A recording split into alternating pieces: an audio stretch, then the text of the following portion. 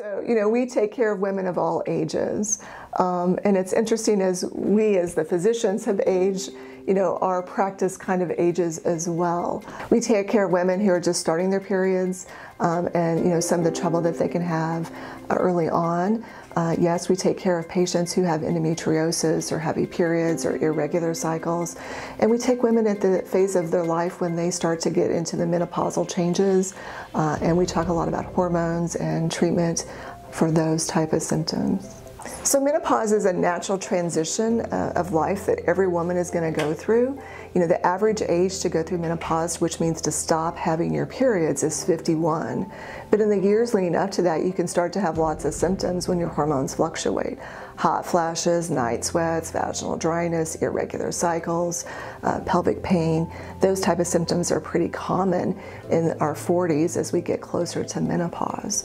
And we often talk about, what can we do to treat the symptoms? Back when I was in early practice, there was a large study in 2002 that came out called the Women's Health Initiative, and it looked at hormone replacement therapy. Unfortunately, it showed that hormone replacement therapy is not good for all women. It can have side effects with breast cancer. However, in 2021, we haven't abandoned hormones. We now say we treat you if you have symptoms. If you come in with symptoms of menopause, we treat the lowest dose that gets rid of your symptoms for the shortest amount of time. We talk about alternative therapies. We talk about exercise and diet. I think one of the issues that all women in this age go through is our metabolism changes and we struggle to lose weight. It's easy to lose 5 pounds when you're 20, not so easy when you're 50. And so those are things that we talk about to see how we can help you transition through this phase of your life. And sometimes medical therapy is helpful. So the current recommendations for when to start pap smears is age 21.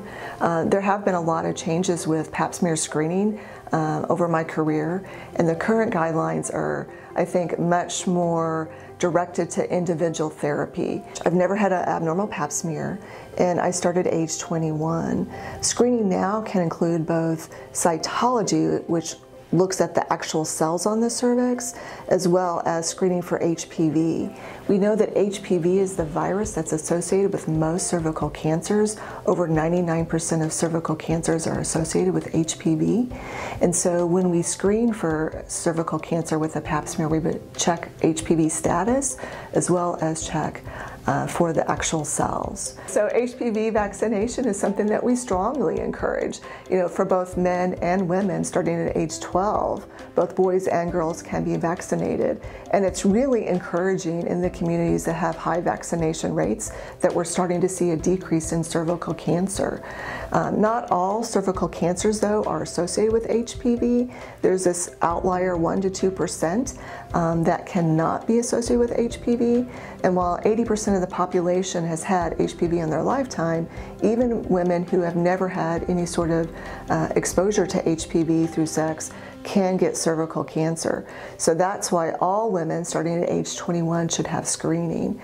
Screening can go anywhere from 1 to 3 to 5 years depending on what type of test your provider is doing. Our office typically screens with pap smears that check the cells of the cervix as well as HPV screening. And for women who have normal screening who've never had an abnormality, they can sometimes stretch their screens from every 3 to 5 years. We can still do well woman examinations and talk about other GYN concerns on an annual basis, but we may not have to do a pap smear every year. For women, though, who've had a problem, sometimes they're in a surveillance mode. And some of those women need to get pap smears every 1 or 3 years and may not be candidates to stretch it out to every 5. The biggest thing that I see happening, though, is that cervical cancer can happen throughout our lifetimes. Oftentimes it's when we have our babies that we're screening for cervical cancer, but really cervical cancer is more of an illness in women in their 30s and 40s, 50s, and 60s. I think that over 25% of women who get cervical cancer are over the age 65. So you can't just give up when you think, oh, I'm finished having my children. For women who've had normal screening, who've never had an abnormal pap smear, and who are low risk, we can have a conversation with them about discontinuing screening at age 65. There is some controversy at what age we stop doing pap smears. I often have a personal conversation with each patient that says, if you're healthy enough to be here today and you had an abnormality and you had an abnormal finding, would you treat it? If the answer is yes, then I think it's okay to do a cervical cancer screening. If you're in a nursing home with Alzheimer's and you had a problem and you weren't going to treat it anyway, then why would we do screening tests? And I think throughout the medical community, that's how we look at screening at the end of our life for both cervical cancer, for mammograms, for colonoscopy. You know, what is your life expectancy? What is the likelihood that you would treat should an abnormality be found?